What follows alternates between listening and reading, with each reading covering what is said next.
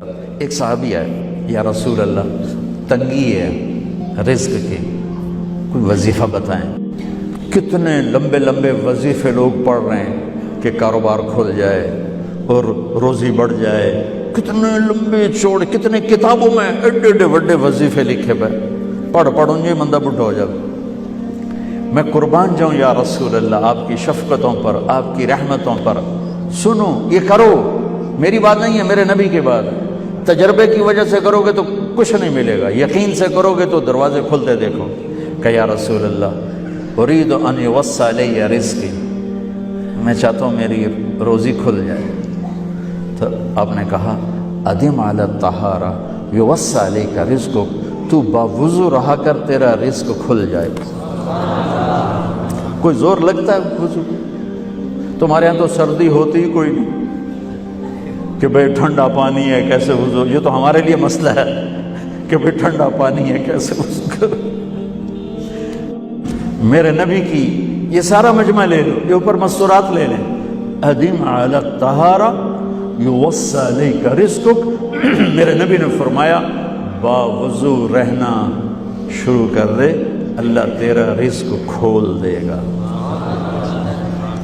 ابھی اللہ رسول کی آپس کی بات ہے تو میری بات ہوتی تو دیوار پہ مار دو، تجربہ کرو۔ نبی کی بات کو تجربہ کر کے نہیں کرتے، یقین کے ساتھ کرتے ہیں۔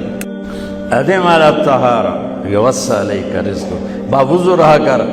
اچھا، باوضو رہنے کے اور فائدے، اللہ پیار کرتا ہے، شیطان ڈرتا ہے، اور وضو ہوگا تو نماز آپ ہی پڑھی جائے گی، چلو یار وضو ہے 4 فرض ہی پڑھ لو گی۔ جو باوضو رہتا ہے اور باوضو سوتا ہے، ایک فرشتہ اس کے لیے بندگی کا ثواب لکھتا رہتا ہے۔ خیر واپس آتا ہوں، میرے نبی نے فرمایا 4 باتیں لے لو اور دنیا بھی تمہاری آخر، ساری PIA زندہ ہو جائے گی، ساری اکانومی زندہ ہو جائے گی، ساری معیشت زندہ ہو جائے گی۔ 5 بھی نہیں، ایک انگلی بھی آپ نے نیچے کر دی، کہ یہ بس اتنی لے لو۔ حفظ امانت، صدق حدیث، حسن خلیقت، عفت فی طعمت۔ کیا خوبصورت! ساری زندگی کسی کو دھوکہ نہ دینا، دیانت داری۔ میرے ملک کے ادارے کیوں ڈوب گئے؟ دیانت نکل گئی، کھوٹ آ گئی، دھوکہ آ گیا۔ میرے نبی نے کہا حفظ امانت، کبھی امانت میں خیانت نہ کرنا، صدق حدیث، کبھی جھوٹ نہ بولنا، ہمیشہ سچ بولنا۔ میرے نبی نے فرمایا میرا امتی ہر گناہ کر سکتا ہے، 2 نہیں کر سکتا، ایک جھوٹ کبھی نہیں بولے گا، ایک دھوکہ کبھی نہیں دے گا۔ میرے نبی کی 2 صفتیں ہائی لائٹ ہوئیں، صادق اور بولو کیا ہیں؟ کوئی اور بھی تو ہو سکتی تھی، جس سے مشہور کیا، قاب قوسین بھی تو ہے، اور ادنا بھی تو ہے، واللیل بھی تو ہے سیاہ زلفوں والا، والضحیٰ بھی تو ہے روشن چہرے والا۔ کس سے مشہور کیا؟ صادق امین۔ اگر آپ مجھ سے سوال کرو، میں ممبر رسول پہ بیٹھا ہوں کہ مولانا صاحب سارے دین کو 2 لفظوں میں بتاؤ، ساری شریعت کو، تو میرے پاس 2 لفظ ہیں، سچائی اور امانت داری۔ آپ مجھ سے سوال کرو مولانا صاحب ساری دنیا کے کفر کو بتاؤ، تو میرے پاس 2 لفظ ہیں، جھوٹ اور دھوکے بازی۔ جھوٹ اور خیانت، پوری دنیا کا کفر ان کے اندر چھپا ہوا ہے، سچائی اور دیانتداری، پوری دنیا کا اسلام اس کے اندر چھپا ہوا ہے۔ دیانت اور سچائی یہ بیج کی طرح ہے، اور پورا اسلام پھر باغ بن کے پھلتا پھولتا ہے۔ جھوٹ اور دھوکہ یہ بھی بیج کی طرح ہے، پھر اس سے کفر کا جنگل کانٹوں بھرا جنم لیتا ہے۔ میرے معاشرے سے جھوٹ نکل جائے، دھوکہ نکل جائے، یہ پاکستان جنت کا ٹکڑا ہے۔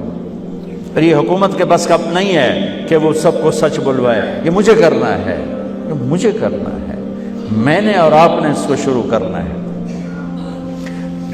حضرت جریر بن عبداللہ یہ یمن کے شہزادے تھے، آخری حج پہ مسلمان ہوئے، اپنے نوکر سے فرمایا گھوڑا خرید کے لا، میں پیسے یہاں پیمنٹ کروں گا۔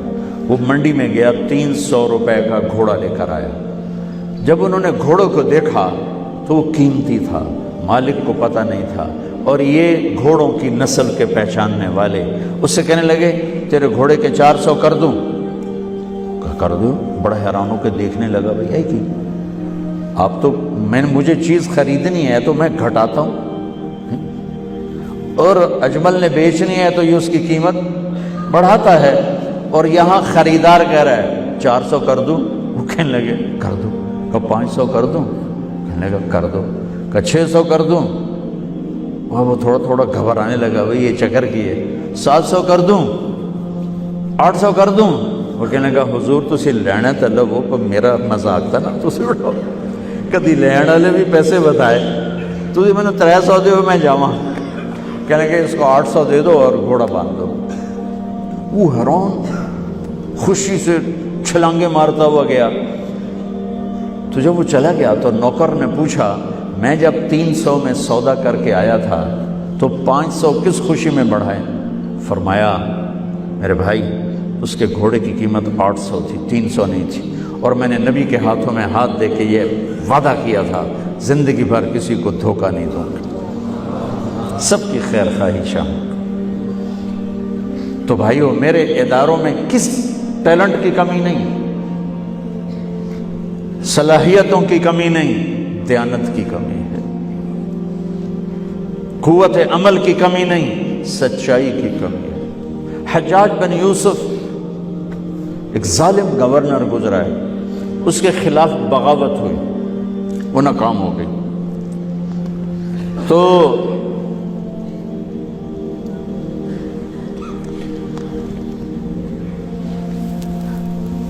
کوفہ میں ایک بزرگ رہتے تھے، ان کے بیٹے اس بغاوت میں شریک تھے۔ وہ چھپتے چھپاتے کئی سال کے بعد واپس آ گئے۔ ابن خراش ان کا نام تھا۔ ان کی سچائی مشہور تھی کہ ابن خراش جھوٹ نہیں بولتا۔ حجاج کو پتہ چل گیا CID سے کہ آ گئے، تو اس نے کہا آج ابن خراش کا امتحان ہوگا۔ اس کو کھانے پہ بلایا، عنوان ہی نہیں بنایا تفتیش کا، کھانے پہ بلایا اور کھانا شروع ہو گیا۔ باتوں باتوں میں کہتا ہے ابن خراش آپ کے بیٹے ہمارے خلاف لڑ کے بھاگ گئے تھے، کوئی پتہ ہے؟ تو ابن خراش ہنس پڑے، کہنے لگے حجاج زندگی موت تو اللہ کے ہاتھ میں ہے، گھر آئے بیٹھے۔ تو اس نے کہا تیری سچائی کو سلام کرتا ہوں، اگر تو جھوٹ بولتا یہیں تیرا سر اتارتا، پھر تیرے بیٹوں کا جاؤ سلام ہے تیری سچائی کو، تیرے بیٹے تجھے مبارک ہوں، مسلمان جھوٹ نہیں بولتا۔ میرے نبی سے پوچھا گیا یا رسول اللہ کیا مسلمان بزدل ہو سکتا؟ کہا کیا مسلمان بخیل ہو سکتا؟ آپ نے کہا۔ پھر پوچھا گیا جھوٹ بول سکتا؟ کہا نہیں، جھوٹ نہیں بول سکتا۔ تو دو باتیں حدیث پاک کی، صدق و حدیث، حفظ و امانت، یہ دو باتیں زندہ ہو جائیں تمہارے سارے ادارے زندہ ہو جائیں، ہم نقصان سے نکل کر نفع میں آ جائیں گے، نفع میں آ کر اوروں کو دینے والے بن جائیں گے۔ اس ملک میں اتنے خزانے اللہ نے چھپائے ہیں، اور اس ملک میں اتنے اللہ نے استعداد والے لوگ پیدا فرمائے ہیں، صرف دو چیزوں سے ہم مار کھا رہے ہیں، ہمارے جو ادارے ڈوب رہے ہیں، وہ گلگت سے لے کر گوادر تک، اس میں وسائل کی کمی نہیں، سچائی کی کمی ہے، دیانتداری کی کمی ہے، اور یہ ریلیٹڈ ہے رب ہونے کے ساتھ، کہ ہم نے اللہ کے رب ہونے میں شک کیا تو ہم غلط راہوں پہ چل پڑے۔ رب تو اللہ ہے، دینے والا تو اللہ ہے۔